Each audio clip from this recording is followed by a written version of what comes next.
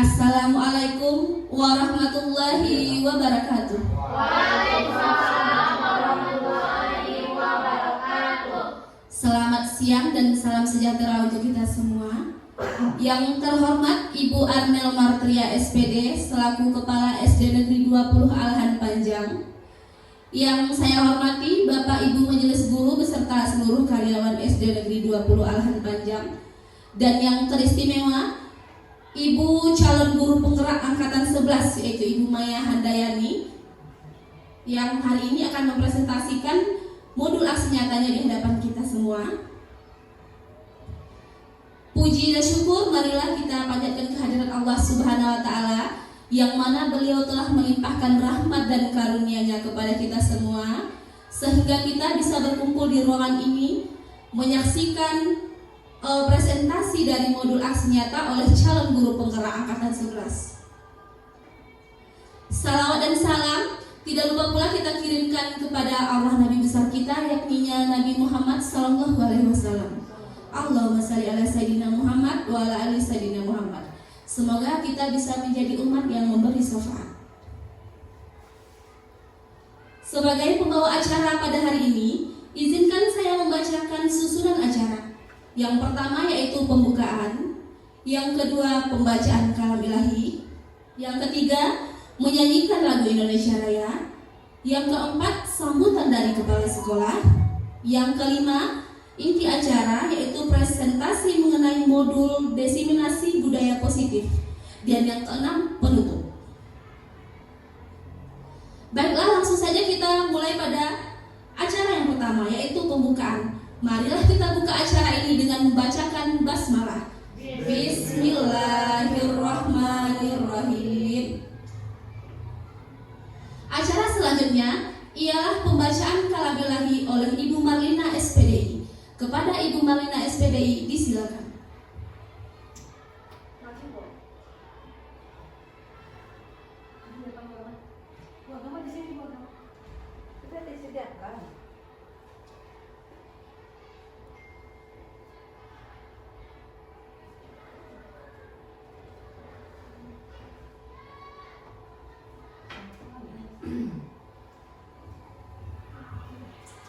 Assalamualaikum warahmatullahi wabarakatuh. Waalaikumsalam warahmatullahi wabarakatuh.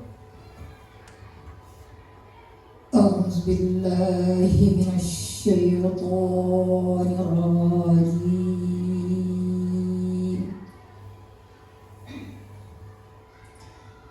Bismillahirrahmanirrahim.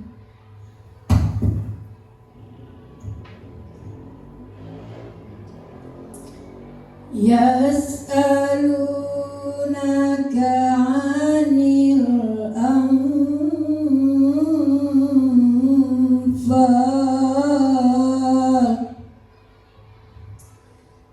qulil anfalu lillahi war rasul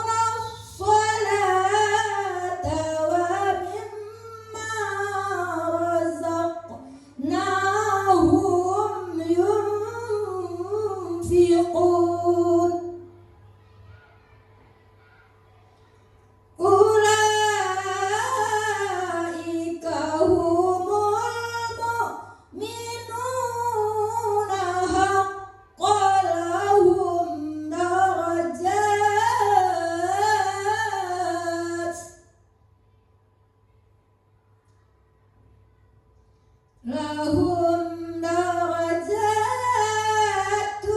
'inda rabbihim wa maghfiratun wa rizqun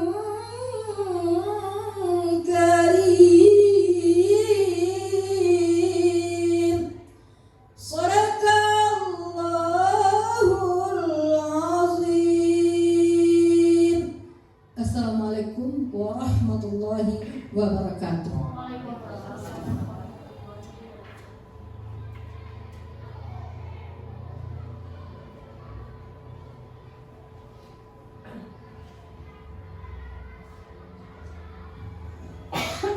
Terima kasih kepada Ibu Marlina SPDI yang telah membacakan kalam ilahi di hadapan kita bersama. Acara selanjutnya menyanyikan lagu Indonesia Raya yang dipimpin oleh Ibu Rahmi Saparina SPD. Hadirin dimohon berdiri.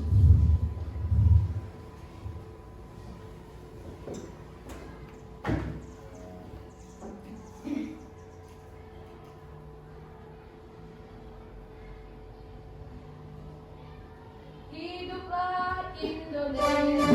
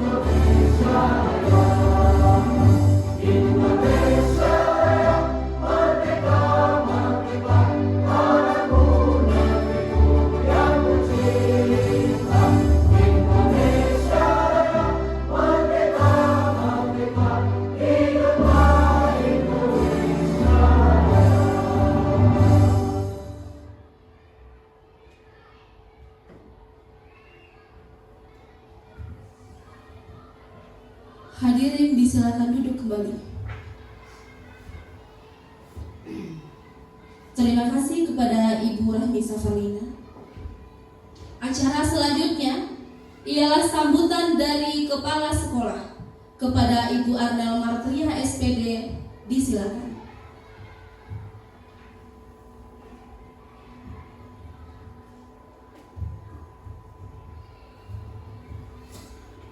Assalamualaikum warahmatullahi wabarakatuh. Waalaikumsalam warahmatullahi wabarakatuh. Bapak-bapak, ibu-ibu, majelis guru SD 20 Ahlan Panjang yang saya hormati, teristimewa buat guru kita Ibu Maya Handayani sebagai calon guru penggerak. Mudah-mudahan dengan adanya Ibu Maya sebagai pertama kali, kita bisa mengikuti untuk kesemuanya. Amin amin ya rabbal alamin. Tidak lupa pula kita mengucapkan puji dan syukur kehadirat Tuhan Yang Maha Kuasa, karena berkat beliaulah kita dapat berkumpul di sini. Salawat beriring salam kita tunjukkan kepada Nabi kita, Nabi besar Muhammad SAW, yang telah membawa kita dari alam yang hina menjadi alam yang bahagia seperti yang kita rasakan pada saat ini. Pada hari ini kita akan akan mendengarkan presentasi diseminasi modul 14 mengenai budaya positif. Marilah kita ikuti bersama-sama apa yang dipaparkan oleh Ibu Maya. Mudah-mudahan berguna bagi kita semuanya. Saya percaya sepenuhnya apa yang diterapkan di sini akan memberikan positif bagi kita semuanya. Jadi untuk itu marilah kita bersama-sama mengikuti diseminasi modul 14 budaya positif yang telah diprogramkan pada calon guru penggerak pada hari ini. Untuk itu kita bersama, marilah kita dukung bersama-sama. Mudah-mudahan dengan adanya program ini akan terjadinya perubahan di sekolah kita. Dan kita akan mendukung sepenuhnya supaya program ini berjalan dengan lancar. Demikianlah harapan kami. Mudah-mudahan Ibu Maya bisa memberikan yang terbaik kepada kami semuanya. Amin amin ya rabbil alamin. Hanya itu yang dapat saya sampaikan pada hari ini. Kita sudahi dengan Assalamualaikum warahmatullahi wabarakatuh.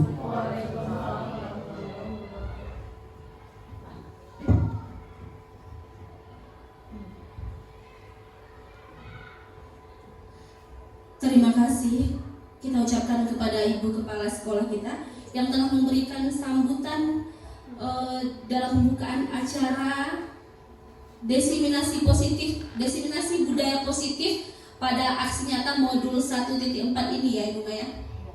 Oke, acara selanjutnya ialah inti acara kita yaitu presentasi mengenai diseminasi budaya positif aksi nyata modul 1.4 oleh calon guru penggerak kita. Kepada Ibu Maya Handayani SPDI, waktu dan tempat disilakan.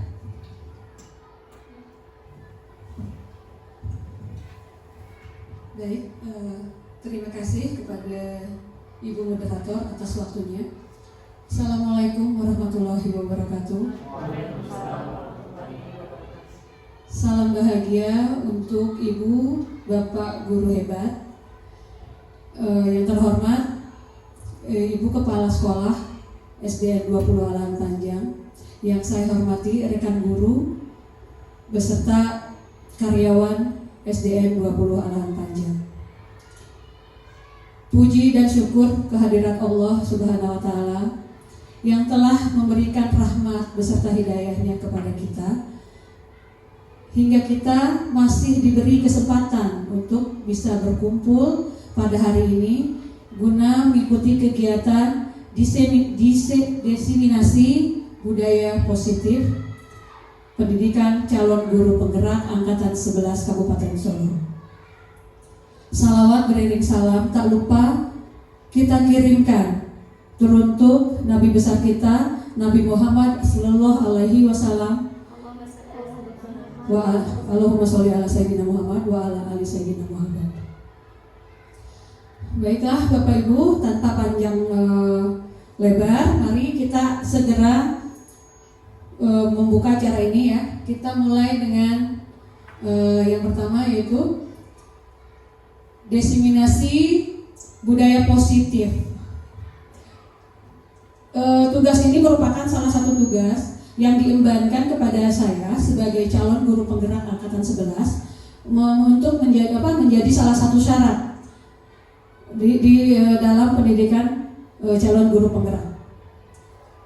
Baiklah, mari kita bersama belajar bersama, berkolaborasi dan saling mendukung demi mewujudkan disiplin positif khususnya di sekolah. Nah, sekarang sebelum kita masuk ke mengenai disiplin positif, di sini ada beberapa pernyataan yang mungkin akan Bapak dan Ibu setujui atau tidak ya. Nah, pernyataan pertama adalah pemberian hukuman dapat mendisiplinkan siswa. Apakah Bapak dan Ibu setuju? Setuju. Kemudian yang kedua, guru harus mampu memberikan solusi untuk siswa yang bermasalah. Bagaimana? Setuju. Lalu, apakah pemberian hadiah ini akan meningkatkan prestasi siswa? Setuju. Dan yang terakhir, guru berperan sebagai teman bagi siswa. Apakah setuju? Setuju ya, berarti Bapak dan Ibu sudah setuju dengan pernyataan-pernyataan yang ada di depan ini. Nanti kita lihat ya. Kita lihat apakah pemberian hukuman atau pemberian hadiah itu sudah tepat. Walaupun sebenarnya sudah baik ya, agar bisa meningkatkan kerajinan siswa, tanggung jawab siswa sebenarnya bagus ya. Cuma apakah sudah tepat atau belum? Kita lihat nanti. Nah, kita mulai dari budaya positif sesuai dengan tadi diseminasi budaya positif ya. Budaya positif adalah nilai-nilai atau kebiasaan di sekolah yang berpihak kepada murid agar mereka dapat berkembang menjadi pribadi yang kritis, penuh hormat dan bertanggung jawab. Nah, bagaimana cara menciptakan budaya positif? Nah, berdasarkan konsep-konsep inti ini ya, ada 6 buah konsep untuk kita bisa menciptakan budaya positif di sekolah. Yang pertama tentunya disiplin positif. Yang kedua, motivasi perilaku manusia. Yang ketiga, keyakinan kelas atau sekolah. Yang keempat, kebutuhan dasar manusia. 5, posisi kontrol seorang guru. Dan yang terakhir adalah segitiga restitusi.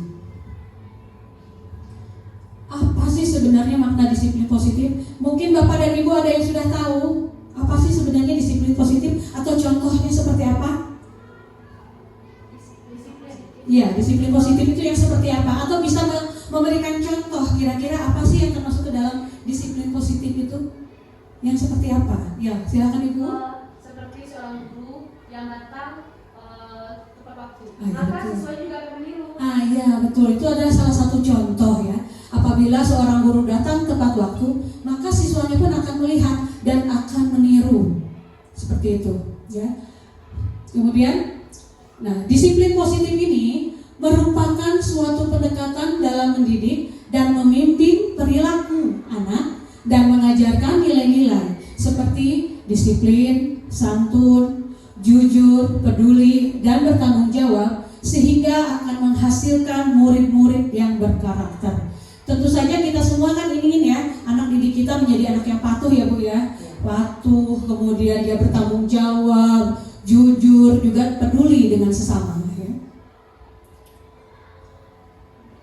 Nah, dengan disiplin positif ini ya, tujuan utamanya adalah untuk membantu anak berkembang menjadi individu yang percaya diri, mandiri, dan mampu mengambil keputusan yang baik dalam hidup mereka. Kemudian kita masuk ke perubahan paradigma.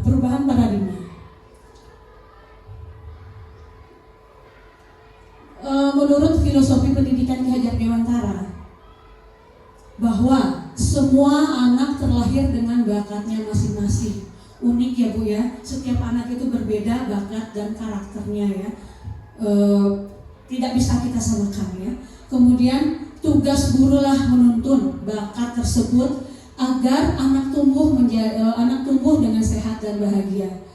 Ki Hajar Dewantara juga mengibaratkan kalau guru itu sebagai petani ya, seumpama petani, dan murid itu ibarat jagung. Jadi kalau kita nanam jagung ya Bu, kita rawat, kita beri pupuk, kita siram, pasti hasilnya akan menjadi jagung juga ya. Tidak mungkin kita tanam jagung tumbuhnya menjadi cabai. Berarti itu salah ya. Tetap kalau kita tanam jagung pasti tumbuhnya akan jagung ya. Kemudian siswa juga ya, murid anak juga mempunyai kodrat alam dan kodrat zaman. Dan yang terakhir, pembelajaran harus berpihak pada murid. Nah, perubahan paradigma.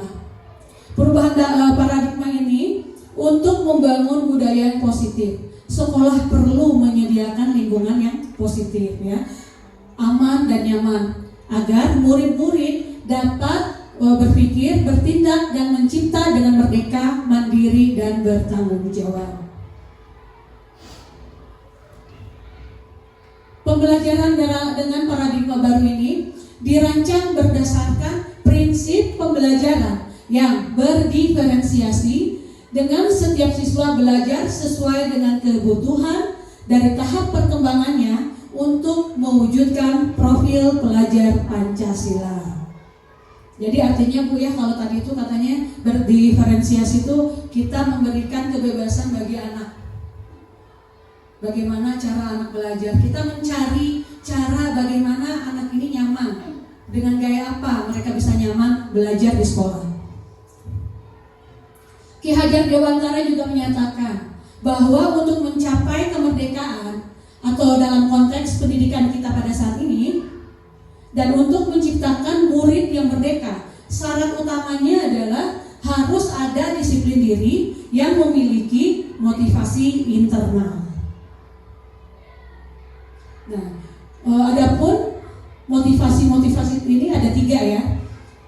Teori motivasi perilaku manusia, ada yang motivasi berasal dari luar atau eksternal. Itu biasanya untuk menghindari ketidaknyamanan atau hukuman.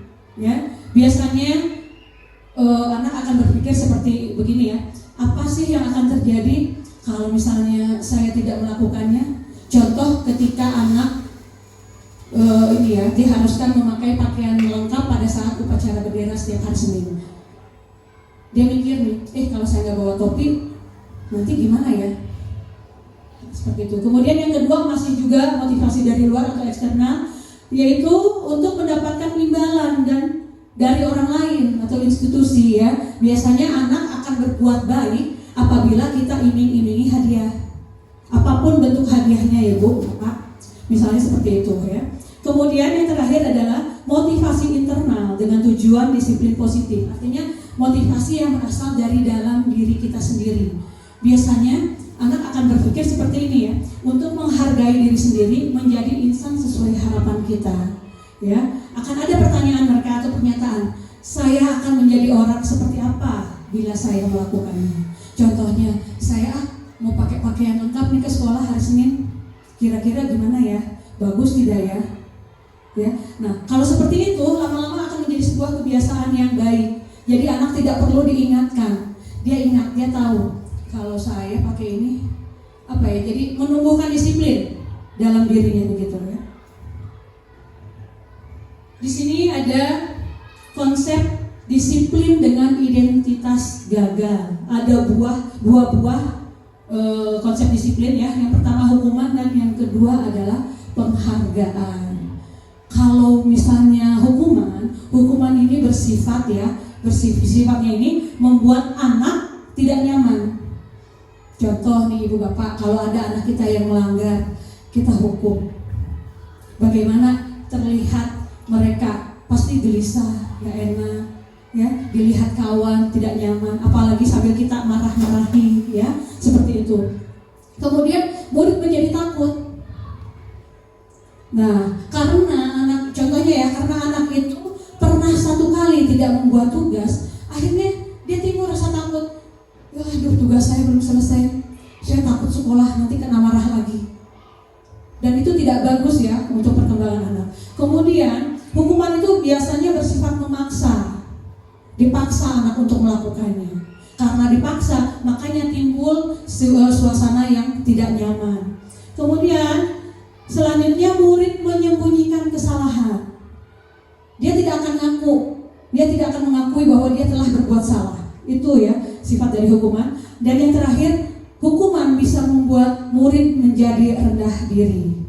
Ya, karena pada saat dihukum tentu saja teman-teman yang lainnya akan melihat ya Ibu Bapak, akan melihat sudah itu akan mencemooh. Ya, dan si anak pasti akan merasa rendah diri. Kemudian penghargaan ini mungkin sifatnya bisa merusak hubungan baik murid dengan murid ataupun murid dengan guru. Kemudian kreativitas, ya, sama sifatnya penghargaan dengan hukuman, sifatnya menghukum dan tidak efektif. keyakinan kelas lagi ya Ibu Bapak. Mungkin Ibu dan Bapak sudah pernah membuat keyakinan kelas bersama dengan siswa kita? Sudah kan? Bagaimana sih caranya membuat keyakinan kelas tuh? Kita berdiskusi dengan anak ya. Kita suruh anak menuangkan ide-ide yang ada pada mereka, dituliskan, kemudian nanti kita kelompokkan ya. Kita sepakati ya. Nah, keyakinan kelas ini adalah serangkaian nilai-nilai kebajikan dan prinsip-prinsip universal yang disepakati bersama oleh guru dan siswa untuk menciptakan lingkungan belajar yang positif, aman, dan nyaman. Keyakinan ini menjadi pedoman bagi perilaku dan interaksi dalam kelas, serta membantu menciptakan suasana yang pembelajaran dan perkembangan pribadi.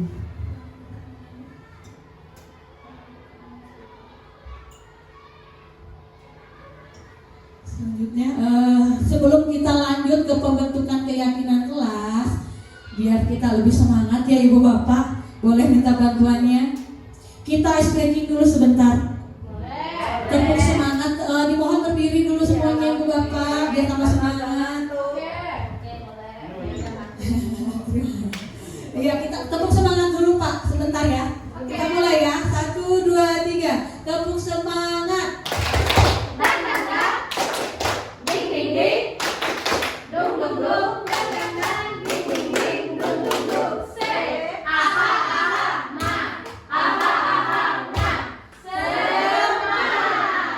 Alhamdulillah, silahkan duduk kembali. Mudah-mudahan ya terbuka sedikit lah. Semuanya semangat ya, semangat kita belajar pengetahuan baru ini ya. Baik, saya lanjutkan pembentukan keyakinan kelas. Nih bagaimana caranya? Yang pertama tentu saja keyakinan kelas ini harus lebih bersifat abstrak daripada peraturan ya, yang lebih rinci dan konkret. Kemudian kenyataan kelas ini berupa pernyataan-pernyataan universal. Jadi apa sih yang diinginkan sama anak, misalnya datang tepat waktu ke sekolah, misalnya gitu kan. Kemudian ada yang lain-lain juga ya. Yang ketiga, pernyataan keyakinan kelas senantiasa dibuat dalam bentuk positif. Jagalah kebersihan. Itu salah satunya ya.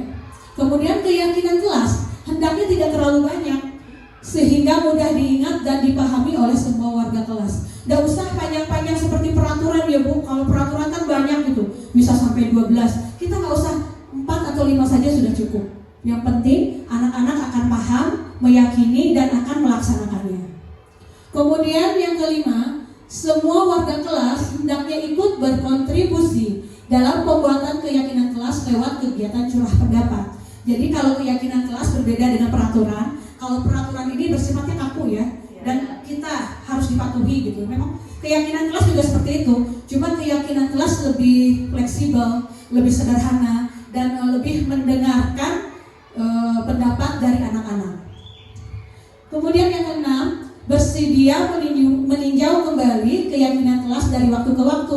Jadi kalau keyakinan kelas bisa berubah ya Bu. Kalau misalnya ini sudah nggak cocok lagi, sudah tidak bagus lagi, boleh diganti. Ya. Di sini ada bedanya peraturan ya, peraturan dengan keyakinan kelas atau nilai kebajikan yang dituju. Kalau dalam peraturan selalu kembalikan ke buku, ke tempatnya ya. Sedangkan dalam keyakinan kelas cukup ditulis tanggung jawab. Jadi kalau tanggung jawab itu semuanya, mencakup semuanya, bukan hanya buku saja. Bisa juga duduk dengan tertib, atau bisa juga mengembalikan peralatan sekolah yang dipinjam dari kawannya. Itu termasuk dari tanggung jawab. Kemudian yang kedua, dilarang mengganggu orang lain. Nah, dalam keyakinan kelas cukup dengan menghormati orang lain dan diri sendiri. Hadir di sekolah 15 menit sebelum pembelajaran dimulai. Dalam keyakinan kelas, menghormati orang lain, komitmen pada tujuan, dan disiplin waktu. Pada peraturan, dilarang melakukan kekerasan. Sedangkan dalam keyakinan kelas cukup dengan keselamatan. Keselamatan, menghormati orang lain.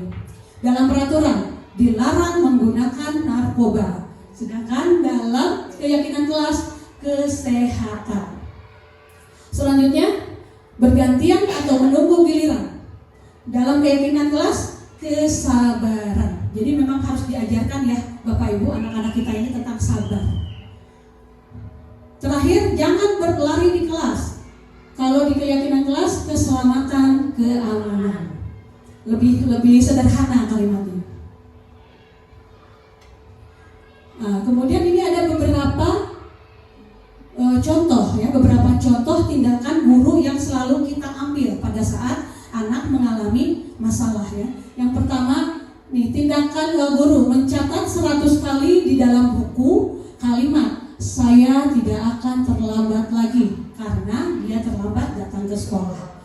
Nah, kira-kira ini termasuk hukuman atau konsekuensi? Hukuman ya, karena anak dipaksa ya, dipaksa untuk menuliskan. Kemudian lari mengelilingi lapangan basket 2 kali karena terlambat hadir di sekolah, itu juga termasuk hukuman ya. Murid diminta push up 15 kali karena tidak menggunakan masker ke sekolah, itu juga hukuman ya. Mengganti kertas tugas teman yang telah dicoret, itu termasuk konsekuensi. Membersihkan tumpahan air di meja tulis karena tersenggol pada saat belajar, itu juga merupakan konsekuensi ya.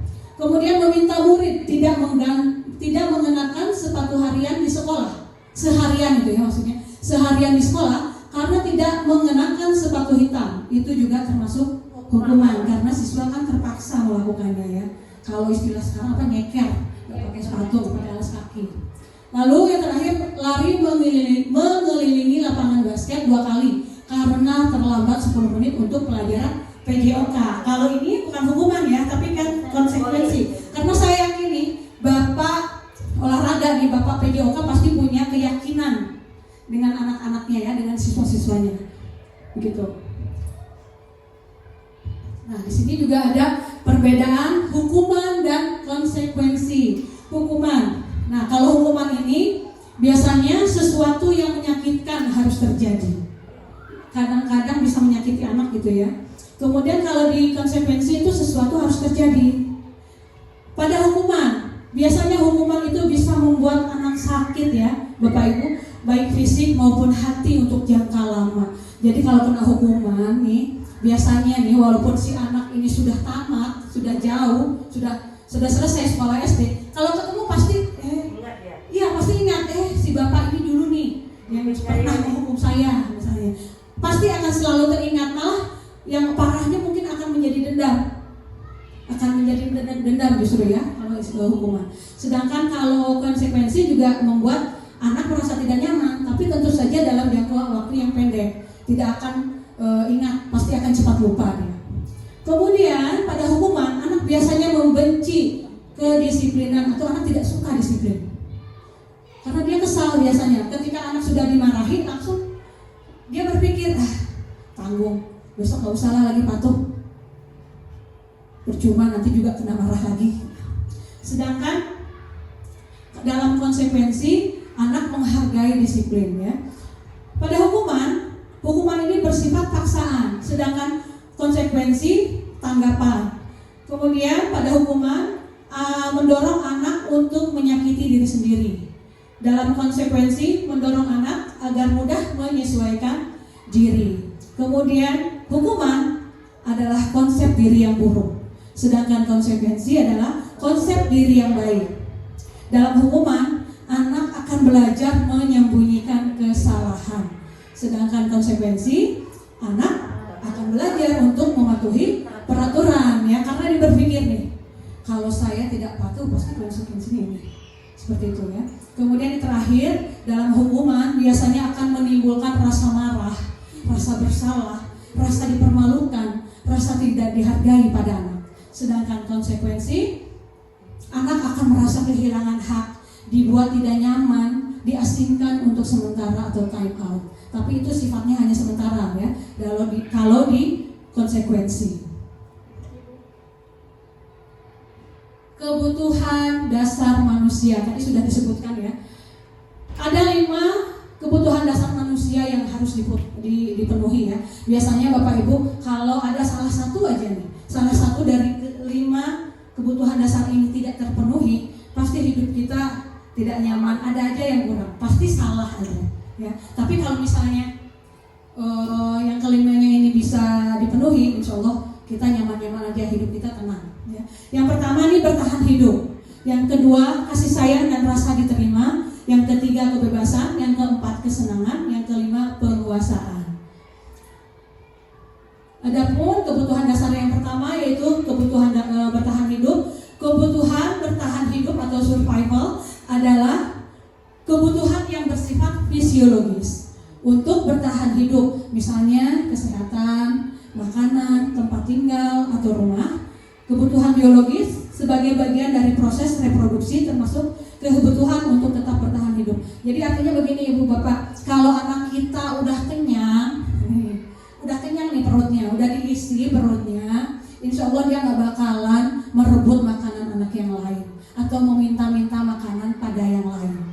Kalau misalnya ada anak-anak kita yang masih suka minta-minta makanan sama temennya atau masih suka minta-minta uang sama temennya, berarti kebutuhan untuk bertahan hidupnya belum terpenuhi, berarti masih kurang ya. Baik, yang selanjutnya adalah kebutuhan kasih sayang dan rasa diterima. Nah, kebutuhan untuk disayangi dan diterima meliputi kebutuhan akan hubungan dan koneksi sosial, kebutuhan untuk memberi dan menerima kasih sayang, dan kebutuhan untuk merasa menjadi bagian dari suatu kelompok. Nah, kebutuhan ini juga biasanya meliputi keinginan untuk terhubung dengan orang lain, seperti teman, keluarga, pasangan hidup, teman kerja, binatang peliharaan, atau kelompok di mana kita bergabung ya. Jadi Ibu Bapak, misalnya cara kita ya, salah satu cara kita untuk meyakinkan anak merasa diterima dan merasa disayangi, kalau ada anak yang curhat nih Bapak Ibu, dia pengen sesuatu, ada sesuatu yang ingin diungkapkan ya, tapi dia takut kalau kita pasang mukanya jutek ya, judes aja, otomatis anak-anak pun takut. Tapi kalau kita kan bisa membaca ya Bapak Ibu, kalau misalnya ada anak yang ingin bicara dengan kita tahu ya, anak ini pengen ngomong nih sama kita. Coba kita dengarkan dia dulu Bu. Kita dengarkan dulu sampai dia selesai. Jangan dibantah, dengarkan dulu apa yang ingin dia bicarakan. Nah, dengan begitu ya, dengan kita mau mendengarkan mereka akan merasa bahwa mereka disayangi. Ya, mereka merasa diterima. Oh iya, si ibu mau tuh dengerin curhatan saya. Akhirnya ya, insya Allah nanti ke depannya anak-anak pun tidak akan takut lagi untuk mengungkapkan perasaannya, ya, karena kan mereka juga manusia Bu, sama-sama kita. Ada rasa kecewanya juga, ada rasa senangnya, ada sedihnya. Jadi tidak apa-apa untuk kita mendengarkan isi hati mereka. Setelah itu, kalau dirasa perlu kita menasehati mereka, silahkan kita nasihati. Kebutuhan berikutnya, kebebasan. Kebebasan ini merupakan kebutuhan dalam membuat pilihan. Murid harus diberikan kesempatan membuat pilihan dan bertanggung jawab atas pilihannya. Kemudian kebutuhan untuk bebas adalah kebutuhan akan kemandirian, otonomi, memiliki pilihan, dan mampu mengendalikan arah hidup seseorang. Anak-anak dengan kebutuhan kebebasan yang tinggi menginginkan pilihan. Mereka perlu banyak bergerak, suka mencoba-coba, tidak terlalu terpengaruh orang lain, dan senang mencoba hal-hal baru dan menarik. Mungkin salah satunya kebebasan ini pada saat kita membuat keyakinan kelas ya Bapak Ibu. Di situ kan kita ada curah pendapat dengan anak. Di situ biarkan anak berpendapat. Apa isi pendapatnya, apa ide-ide mereka. Ya, mungkin contohnya seperti itu. Kemudian kebutuhan selanjutnya yaitu kesenangan nih, kesenangan Ibu Bapak.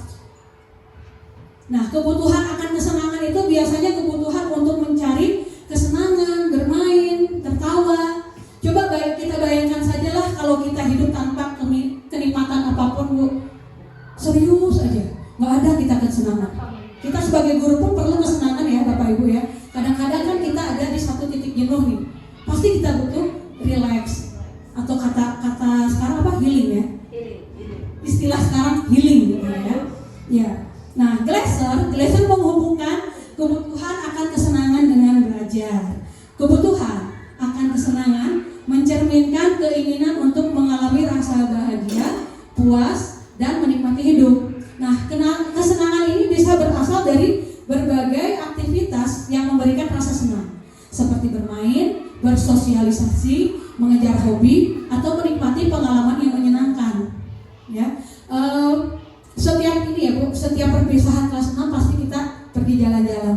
Nah, itu adalah salah satu kesenangan yang dibutuhkan oleh siswa. Atau mungkin misalnya beberapa waktu yang lalu kita ya kelas 1, kelas 1, kelas 2 kan pernah pergi berenang bersama. Nah, itu juga merupakan kesenangan yang memang mereka butuhkan. Jadi Bapak Ibu kalau bisa nih Bapak Ibu, janganlah anak itu disuruh belajar terus-terusan, karena kan mereka juga akan jenuh. Kita cari dan luangkan waktu kita untuk bermain dengan mereka. Walaupun mungkin sehari-hari kita masih bermain dengan mereka ya, tapi tentunya untuk jangka yang agak lama. Bolehlah kita berenang, atau bolehlah kita bawa mereka ke taman bermain atau ke tempat-tempat hiburan lainnya ya, yang untuk anak-anak tentunya, yang bisa menyegarkan lagi pikiran mereka. Kalau istilah anak sekarang merefresh ya, di-refresh lagi semuanya, biar anak tidak cepat jenuh juga dan tidak bosan. Penguasaan ya, kebutuhan penguasaan.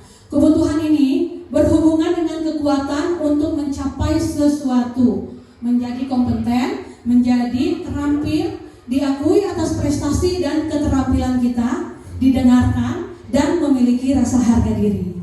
Kebutuhan ini biasanya meliputi keinginan untuk dianggap berharga, bisa membuat perbedaan, bisa membuat pencapaian, kompeten, diakui, dihormati. Ini meliputi self-esteem atau harga diri dan keinginan untuk meninggalkan pengaruh. Penguasaan ini mungkin contohnya setiap anak diberi kesempatan untuk menampilkan bakatnya. Setiap anak kan punya bakat ya yang berbeda-beda. Contohnya ada anak, misalnya anak yang selama ini kurang bisa diatur. Kita beri kesempatan dia untuk tampil di depan teman-temannya. Ya, itu. Atau misalnya dalam pembelajaran di kelas kita beri kesempatan mereka untuk mengeluarkan pendapatnya, menyampaikan pendapatnya tentang pembelajaran yang sedang berlangsung saat itu. Restitusi, nah ini restitusi. Sebelum ke restitusi, Ibu Bapak silahkan dinikmati dulu snacknya biar tidak ngantuk. Silahkan Bapak Ibu. Silahkan Bapak Ibu.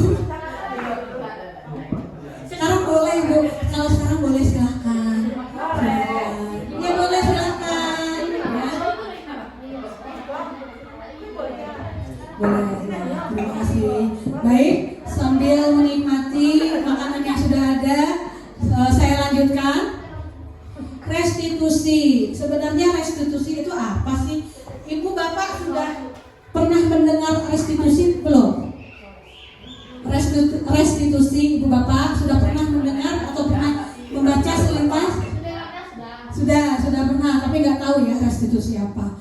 Nah, restitusi ini adalah proses menciptakan kondisi bagi murid untuk memperbaiki kesalahan mereka, sehingga mereka bisa kembali kepada kelompok mereka dengan karakter yang lebih kuat ya. Biasanya restitusi ini strategi yang dilakukan untuk mengarahkan siswa pada kondisi yang lebih baik dengan berkembang.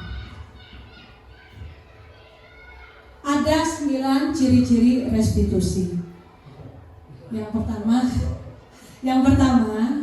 restitusi ini bukan untuk menebus kesalahan, tetapi untuk belajar dari kesalahan. Ya, jadi Bapak Ibu kalau kita punya anak yang bermasalah, ada ternyata cara-caranya untuk menyelesaikan masalah tersebut.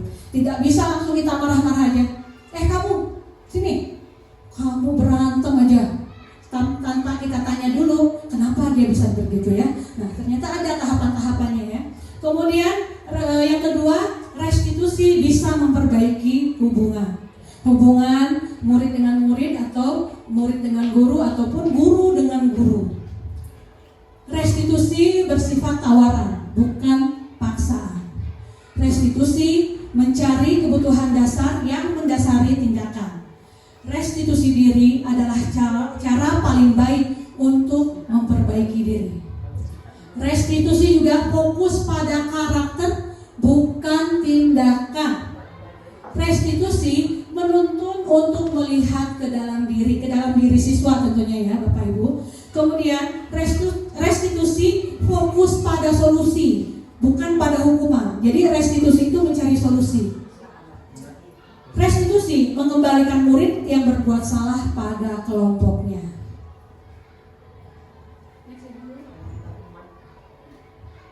Nah, di sini ada segitiga restitusi. Untuk apa sih segitiga restitusi ini?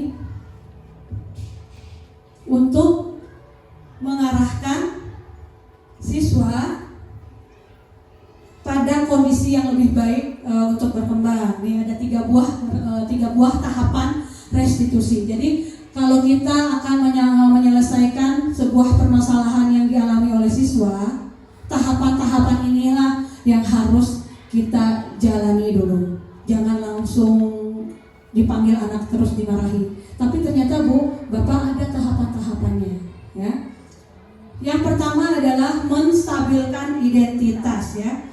Artinya menstabilkan identitas ini untuk mengubah identitas anak dari orang yang gagal karena melakukan kesalahan menjadi orang yang sukses, ya.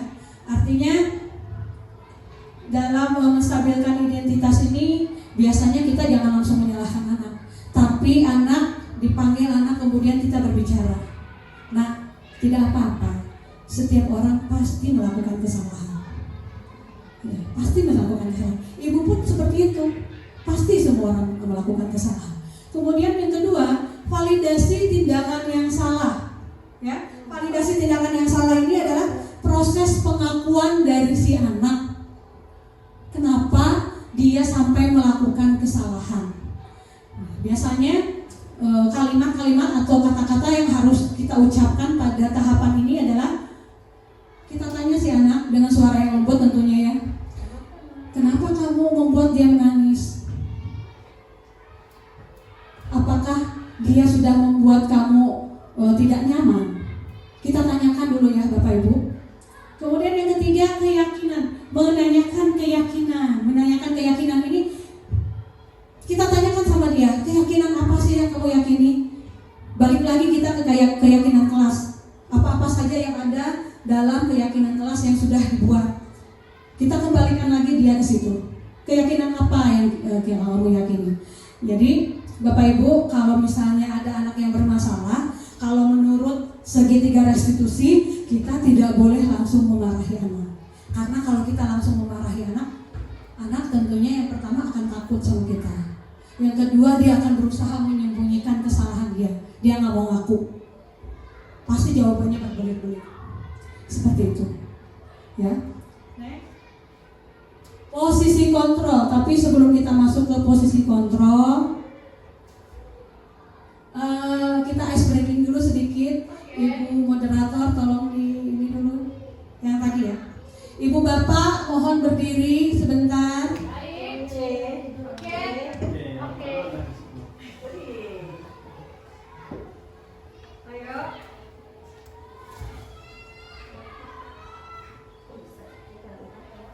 Biar ini ya Bapak Ibu, karena saya sudah melihat wajah-wajah lelah tadi. Jadi biar segan sejenak ya. Ulang lagi Bu Peggy.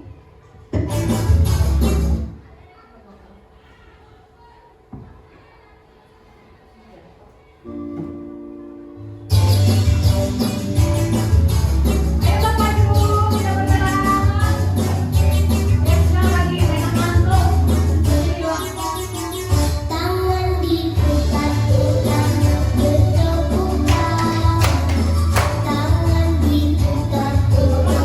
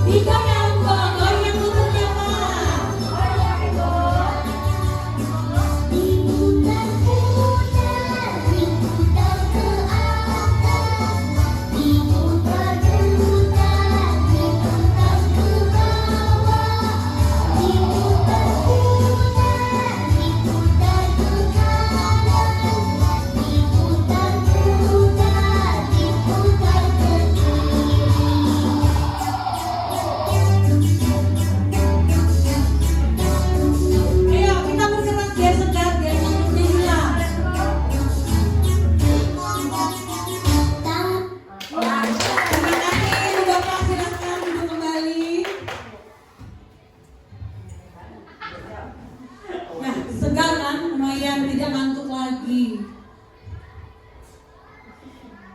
Baik, kita lanjutkan. Selanjutnya adalah mengenai posisi kontrol. Posisi kontrol ini ada 5. Yang pertama sebagai penghukum, yang kedua sebagai pembuat merasa bersalah, yang ketiga sebagai guru berperan sebagai teman, yang keempat guru sebagai pemantau, dan yang terakhir adalah guru sebagai manajer. Kita akan bahas satu-satu. Baik, posisi yang pertama yaitu sebagai penghukum. Nah, biasanya sebagai seorang penghukum bisa menggunakan hukuman fisik atau verbal. Nah, orang-orang yang menjalankan posisi penghukum ini senantiasa mengatakan bahwa sekolah kita ini memerlukan sistem atau alat yang lebih untuk menekan murid-murid lebih dalam lagi. Nah, biasanya guru-guru yang menerapkan posisi penghukum ini akan berkata nih, patuhi saya atau awas, seperti itu ya. Kamu selalu saja salah. Nah, itu biasanya posisi kontrol itu cenderung suka memberikan hukuman biasanya ya. Yang kedua, pembuat merasa bersalah. Nah, biasanya pada posisi ini guru ketika akan menyelesaikan masalah itu dia bersuara lebih lembut, cenderung lebih lembut ya, dan akan menggunakan keheningan. Jadi Bapak Ibu biasanya kalau guru yang posisi kontrolnya sebagai pembuat merasa bersalah, dia akan panggil anaknya tidak langsung bicara, tapi diam dulu. Nah, kediaman kita lah yang kadang-kadang membuat anak tidak nyaman. Dia bingung, ini ngapain saya dipanggil ke sini ya, tapi ibu kok nggak ngomong. Nah, dari situ timbullah rasa-rasa tidak nyaman, ya, rasa merasa bersalah. Nah, biasanya kata-kata yang akan keluar itu ya, yang akan keluar dengan lembut itu biasanya seperti ini. Ibu sangat kecewa sekali sama kamu. Atau berapa kali sih Bapak harus memberitahu kamu? Atau yang paling parah mungkin, gimana coba kalau orang tuamu sampai tahu kamu berbuat yang seperti ini di sekolah? Nah, biasanya kalimat-kalimat seperti itu bukan akan membuat si anak merasa bersalah. Anak akan berpikir, oh iya ya, gara-gara saya nih orang tua jadi ikut-ikutan kena masalah seperti itu. Dan itu sebenarnya tidak baik ya, karena akan membuat si anak menjadi rendah diri. Ya. Jangan kalau misalnya si anak punya masalah, anaklah yang harus kita tegur atau diberikan masukan-masukan. Jangan dikait-kaitkan dengan orang lain, apalagi dengan orang tua.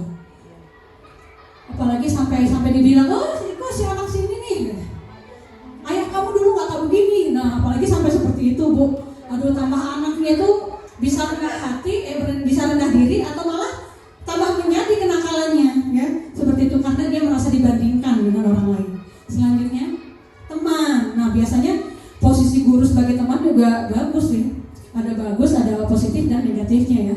Biasanya nih, guru pada posisi ini tidak akan menyakiti siswa. Karena kalau kita lihat teman ya, tidak mungkin ada teman yang ingin menyakiti temannya yang lain.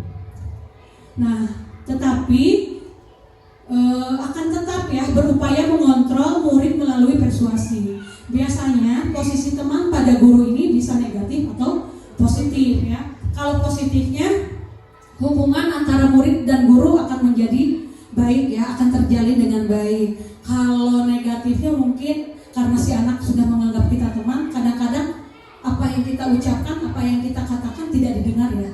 Dia akan abai dengan ucapan-ucapan kita atau nasihat-nasihat kita. Kemudian guru di posisi teman ini menggunakan hubungan baik dan humor ya untuk mempengaruhi seseorang. Nah, biasanya mereka akan berkata, ayo bantulah demi Bapak nih, kemarin kan kamu juga Bapak tolong, kita kan teman. Nah, seperti itu biasanya. Jadi otomatis anak mau tidak mau ya udah patuh jadinya gitu. Sebenarnya sudah baik ya posisi teman, tapi masih kurang tepat juga seperti itu ya. Yang keempat, pemantau.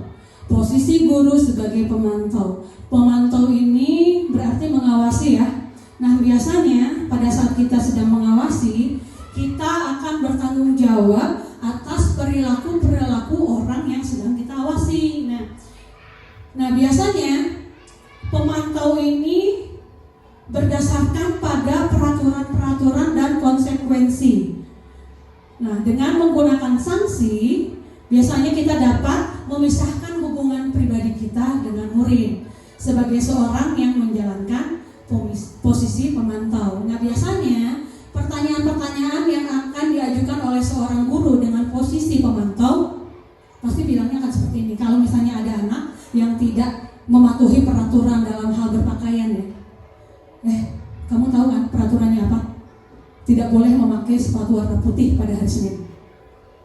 Karena akan mengacu pada peraturan-peraturan yang sudah ada. Itulah pemantau, ya. Kemudian apa yang telah kamu lakukan? Kamu sudah tahu kan kalau hari Senin ini sepatu hitam, pakai dasi, pakai topi, pakai ikat pinggang hitam. Kenapa kamu tidak patuh? Biasanya seperti itu. Dan yang terakhir, manajer.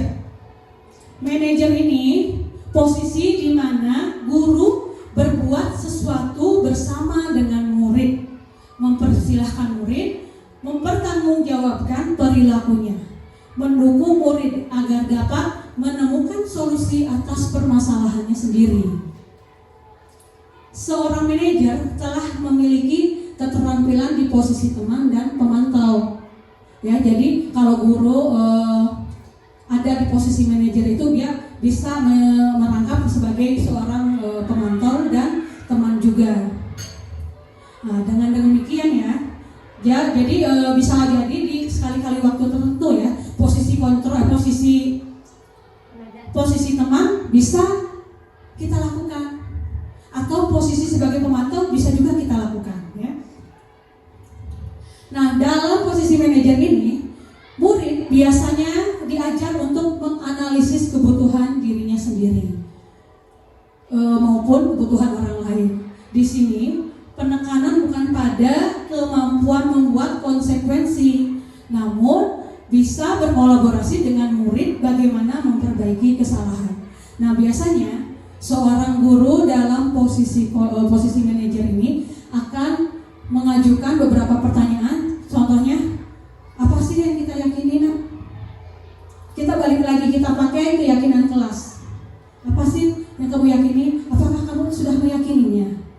Jika kamu meyakininya, apa kamu bersedia memperbaikinya? Nah, seperti itu. Jadi Bapak Ibu, dalam menyelesaikan sesuatu masalah di sekolah, hendaknya kita memang melalui tahapan-tahapan yang disebut dengan segitiga restitusi. Jadi tidak bisa anak itu langsung dipanggil, langsung dimarahi. Karena kalau kita menghukum dia dengan perkataan ataupun tindakan, otomatis itu akan membuat mereka merasa rendah diri, merasa kecewa juga, merasa marah, ya, seperti itu. Nah, mungkin itu saja paparan dari saya mengenai budaya positif. Mudah-mudahan kita bisa menerapkan budaya positif ini di sekolah. Tentu saja kita bersama-sama berkolaborasi untuk menerapkan budaya positif ini agar sekolah kita menjadi sekolah yang lebih baik lagi. Demikian saya sampaikan. Mohon maaf apabila masih banyak kekurangan dalam presentasi saya kali ini.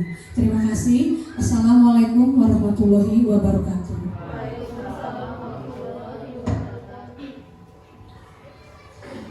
Oke, itulah pemaparan dari calon guru penggerak kita mengenai budaya positif. Dari apa yang sudah dijelaskan oleh Ibu Maya Handayani sebagai calon guru penggerak angkatan 11, kita dapat mengetahui banyak hal. Di antaranya ialah apa itu disiplin positif, konsep disiplin positif, beda peraturan dan keyakinan, serta bedanya hukuman dan konsekuensi. Jika sebelumnya kita sudah mendengar tapi kita belum tahu apa itu perbedaannya, sekarang setelah dijelaskan oleh Ibu Maya sebagai calon guru penggerak, kita sudah banyak tahu. Namun meskipun demikian, sepertinya di wajah bapak-bapak dan ibu-ibu ini banyak sekali pertanyaan yang akan ditanyakan kepada Ibu Maya selaku calon guru penggerak kita. Kepada bapak ibu yang ingin bertanya, boleh dipersilakan. Sepertinya ibu-ibu dan bapak ini banyak pertanyaan, cuma malu-malu ya Ibu Maya ya. Boleh Bu? Boleh Bu Rina? Bu Rina malu-malu dari tadi bertanya. Silakan Bu Rina. Boleh Bumaya tolong mikrofonnya.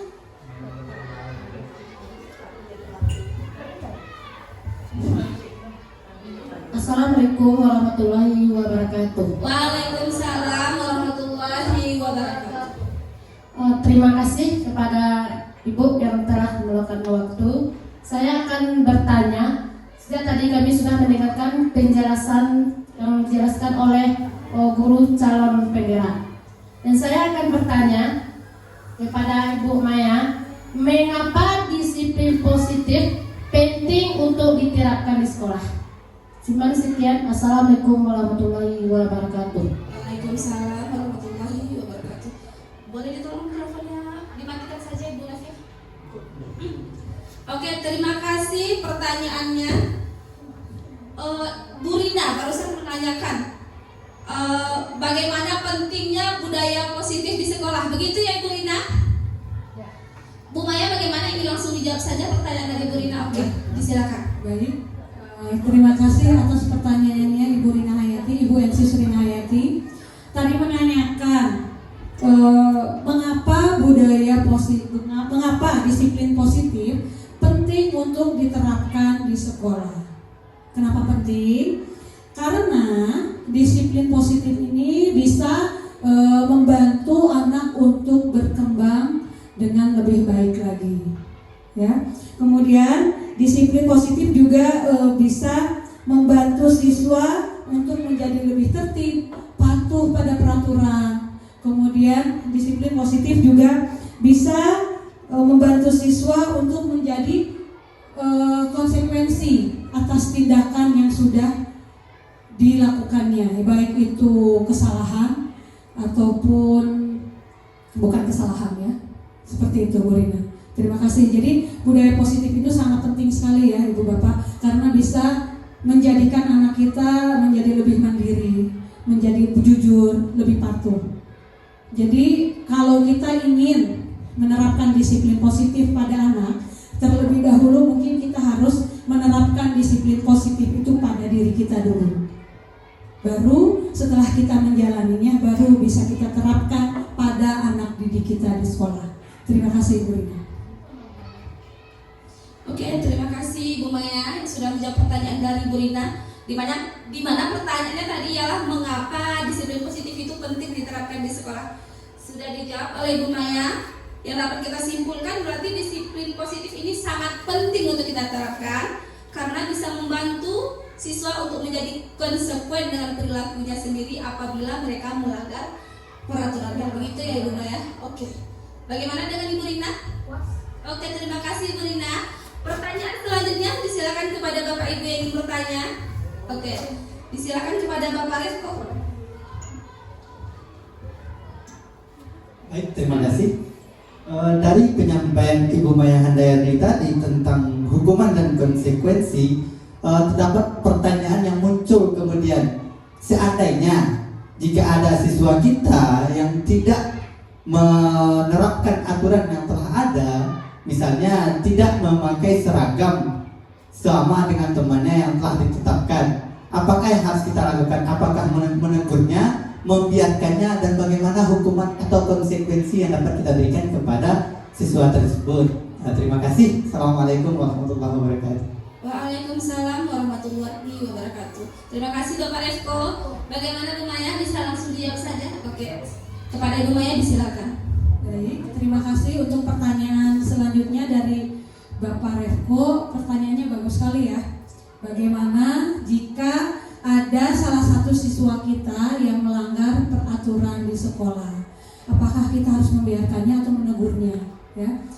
Baik, kita kembali lagi menyelesaikan masalah ini dengan menggunakan tahapan-tahapan yang ada dalam segitiga restitusi. Balik lagi ke situ ya Ibu Bapak. Kita yang pertama adalah yang harus kita lakukan adalah menstabilkan identitas. Tentunya anak dipanggil secara sendiri ya, jangan bersama-sama. Iya Bu, saya mengingatkan juga Bu Bapak, kalau bisa kita jangan menegur anak di depan teman-temannya. Itu kalau bisa. Karena hal itu ya bisa membuat anak menjadi malu kecewa, seperti itu, atau mungkin marah kepada kita. Nah, baik, tadi menstabilkan identitas, tentu saja kita akan bicarakan hal itu dengan anak. Kita bicara dengan anak. Nah, semua orang pasti pernah berbuat salah, tidak apa-apa untuk kali ini. Kamu berbuat salah, tidak apa-apa kali ini. Kemudian yang kedua adalah validasi